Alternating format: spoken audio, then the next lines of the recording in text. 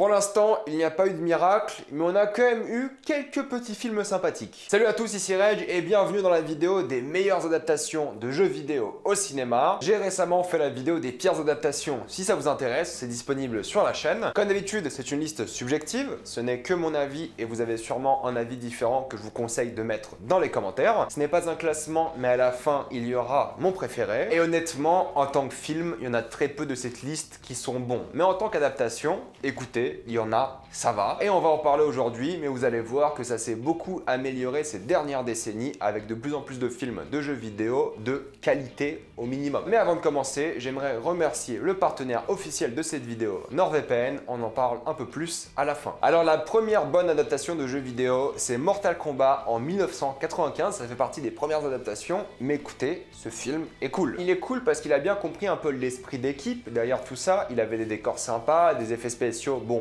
discutable, d'accord, mais il avait un peu compris l'essence de Mortal Kombat, voilà, ce côté équipe, rivalité pour affronter ses ennemis d'autres mondes. Les scènes d'action étaient plutôt cool pour l'époque, alors oui, c'est giga kitsch, y a pas de souci là-dessus, c'est sûr. Mais c'est un film assez tendre dans le sens où tu peux beaucoup l'apprécier, tu peux le regarder non pas comme un nanar, parce que ça l'est pas forcément d'après moi, mais comme un film sympathique, qui a vraiment bonne mine, qui a reçu d'ailleurs des critiques assez positives à l'époque. Ça fait vivre tes personnages préférés du jeu vidéo, ça les met vraiment bien en valeur, et en plus de ça, t'as des moments plutôt cool, mémorables. Comme je vous l'ai dit, c'est plutôt bien foutu. Les acteurs s'éclatent, ça se ressent. La mise en scène n'est pas terrible, mais efficace. Et c'est au final un assez bon moment pour les fans de Mortal Kombat. Même pour les gens qui connaissent pas la franchise, je pense que ça peut être un film sympathique. Et pour continuer, on va parler de Mortal Kombat de 2021. Je trouve que c'est une vraie bonne adaptation pour les fans de Mortal Kombat. La vérité est que ceux qui ne connaissent pas Mortal Kombat ou ceux qui connaissent pas du tout l'essence du jeu vidéo vont détester, c'est sûr, parce que c'est pas un bon film en soi. Mais pour les gens qui voulaient voir des fatalities, pour les gens qui voulaient voir les personnages préférés à l'écran, c'était plutôt bien foutu. Le budget n'était pas le plus conséquent, il y avait des vrais problèmes, d'accord, mais en vrai, c'était du fan service à fond. En tant qu'adaptation, c'était vraiment cool, il y avait quoi à se mettre sous la dent et j'ai hâte de voir les suites parce qu'il y a moyen qu'ils augmentent un peu le budget, qu'ils se fassent un peu plus plaisir et bah écoutez, j'ai hâte, hein, tout simplement. Le casting est fun, le film est fun, encore une fois efficace, un bon gros plaisir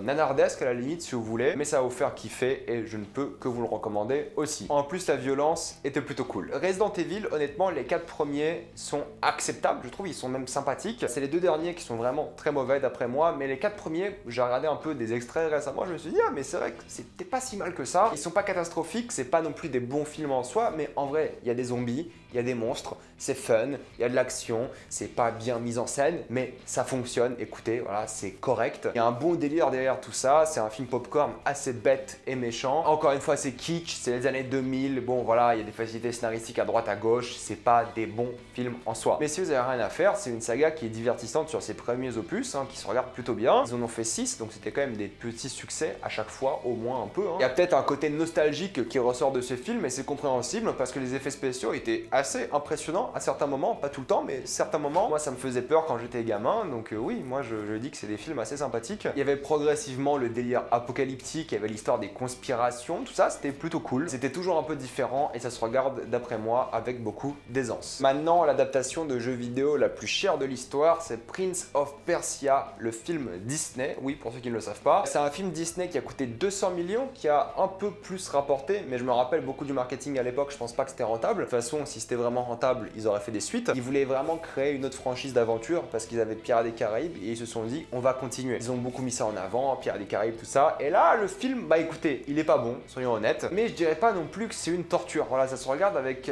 beaucoup d'intérêt pour certaines choses. Hein. Bon, Jake Gyllenhaal, tu vois qu'il est pas très impliqué, mais ça passe. Mais au moins, il y avait un esprit d'aventure qui était plutôt cool. Les visuels, évidemment, pour 200 millions, ils étaient présents. C'était pas la meilleure adaptation en soi de la franchise de jeux vidéo, mais pour le film, ça passait. Il y avait une vraie esthétique, il y avait une identité, c'était plutôt bien de ce point de vue-là. La mécanique du temps était cool, il y avait des environnements sympathiques. L'histoire était un peu nulle, mais ils ont essayé et ça reste un film efficace, regardable, d'après moi. Même l'histoire d'amour était nulle, mais j'ai pas mal d'affection pour ce film et je le mets quand même dans cette liste. Un film pour lequel j'ai aussi pas mal d'affection, c'est Need for Speed de 2014.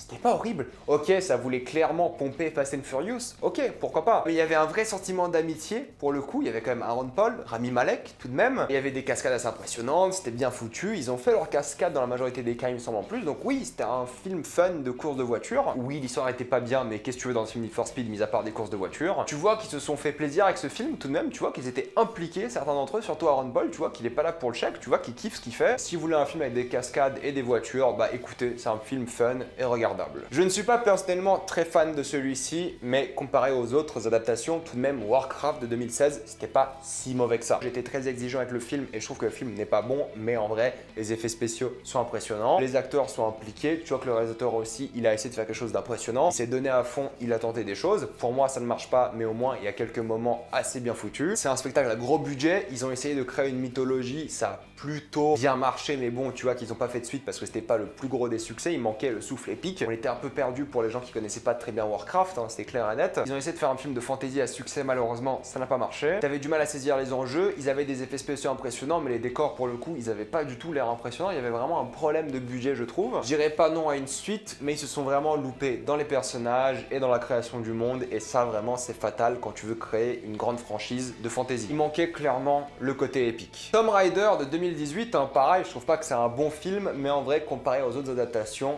honnêtement, ça va. Il y a un peu cet esprit d'aventure, il y a des scènes d'action sympathiques, ils ont gâché quelques personnages, c'est un peu dommage, mais à la limite, ça passe. Et Alicia Vikander, tu vois, qui fait le rôle, tu vois, qu'elle était impliquée, qu'elle aimait ce qu'elle faisait. Et malheureusement, l'histoire était pas intéressante, ils auraient pu faire beaucoup mieux. Bonnes idées, mais gros potentiel gâché d'après moi. La suite va bientôt arriver, donc on verra, peut-être ça sera très bien, qui sait. Détective Pikachu 2019, alors là, encore une fois, c'est un film à gros budget, il y a des effets spéciaux de partout, 150 millions de dollars quand même. Une licence extrêmement connue, ils en ont profité à fond, ils ont montré plein de Pokémon, ils se sont vraiment fait plaisir avec le film, c'est clair et net. Ils ont assumé le côté fun, le côté enquête, le côté mystère. Ils ont créé un monde qui avait une cohérence et qui était beau à l'écran et qui était tout simplement cool à voir. Hein. T'as envie de te plonger dans ce monde et c'était vraiment une bonne réussite d'après moi. En tant que film, ça doit vraiment être la meilleure adaptation au cinéma d'un jeu vidéo. C'est drôle, c'est mignon, c'est divertissant, il y a ce côté familial qui est très sympathique, hein, donc ça marche plutôt bien. Ça m'a un peu perdu vers la fin, mais ça a clairement été fait avec amour et ça se ressent. Il y a eu aussi Sonic récemment, c'est un peu la même histoire que Pikachu, voilà, c'est un film familial, sympathique, un peu à la Paddington. Il y a des acteurs qui s'éclatent comme Jim Carrey. Tu vois qu'ils ont aussi pris du plaisir à faire ce film. C'est visuellement entraînant, c'est drôle, c'est mignon, c'est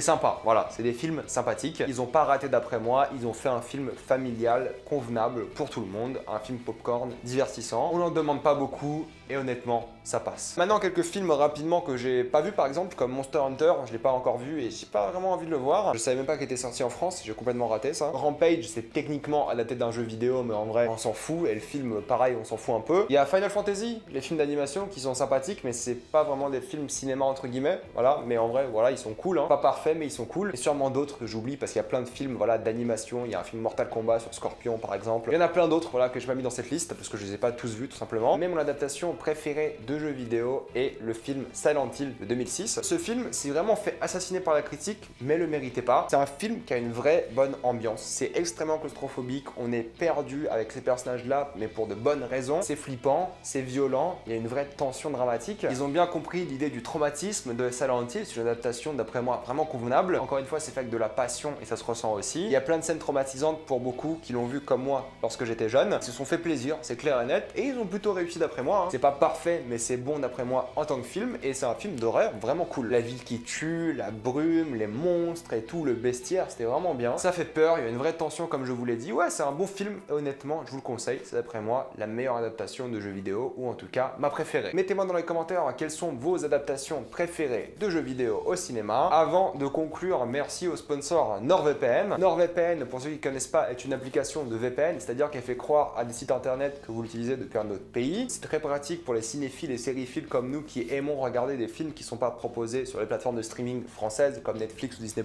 À cause de la chronologie des médias, on n'a pas accès aux mêmes films que les Américains, par exemple. Avec un VPN, vous dites que vous êtes aux États-Unis et vous avez leur bibliothèque. Mais c'est aussi pratique lorsque vous voyagez. On peut enfin de nouveau voyager et ça c'est très cool. Donc vous pouvez utiliser un VPN pour être en totale sécurité, que ce soit sur la Wi-Fi publique de l'aéroport, du restaurant, de la bibliothèque pour ceux qui passent encore des examens. Vous allez être beaucoup plus en sécurité avec un VPN que sans, mais vous serez aussi beaucoup plus en sécurité sur votre réseau privé à votre domicile ou au travail. NordVPN est disponible sur vraiment toutes vos plateformes préférées et en ce moment, vous avez le droit à 1 mois gratuit pour les 2 ans d'abonnement, ce qui revient à 3,17 € par mois. Le lien sera dans la description et dans le commentaire épinglé et si vous n'êtes pas satisfait, vous êtes remboursé sous 30 jours. Comme d'habitude, pensez à vous abonner à la chaîne pour plus de vidéos, mettez un j'aime et partagez cette vidéo, ça aide beaucoup la chaîne. Si vous voulez soutenir la chaîne, pensez à la rejoindre sur YouTube en devenant membre soutien. Suivez-moi sur Instagram, Twitter et TikTok et moi je vous dis à la prochaine fois. Salut à tous.